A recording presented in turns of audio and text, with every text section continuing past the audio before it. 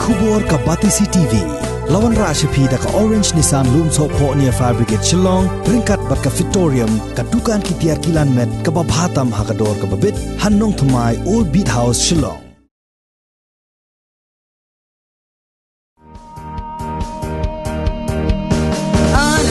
Ikong ilale samla klem ten kersha tangkap rap sudah ki tesem ne ki dara kim yashu menta kin budai hapwa kastok jong karkaya ani mai ita iba ila deng khaila ka sidum kiriu handai kami dang menta tak manda pila temen pen kersha nailan kin sabun ki bawan kren bat ki bayaman sadan da pila risti pen kersha dara Jabi bakla lenti glad yang menpa.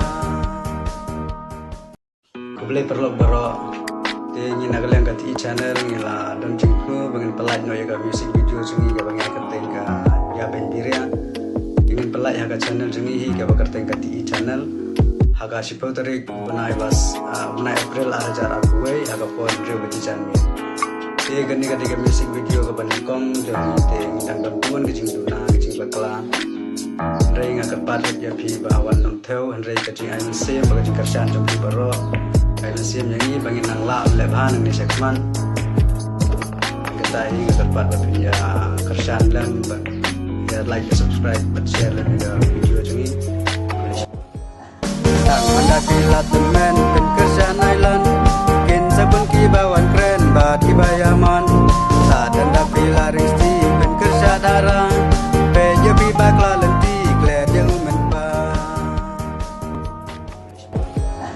Hello keperlok berok.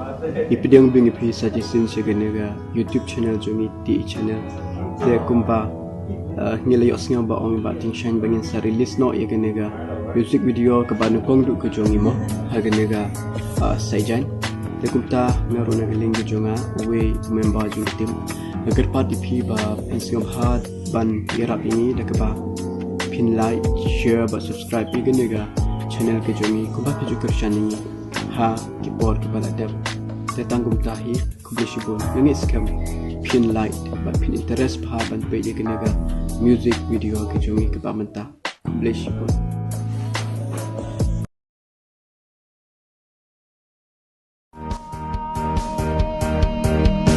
ani mai ita ikong ilale samla klem ten kersha tangkap rap sudah ki tesem ne ki dara kim yashu menta kin budai hapwa kastok jong karkaya ani mai ita iba ila deng khaila ka sidum kiriu handai kami dang menta tak manda pila temen pen kersha nailan kin sabun ki bawan kren bat ki bayaman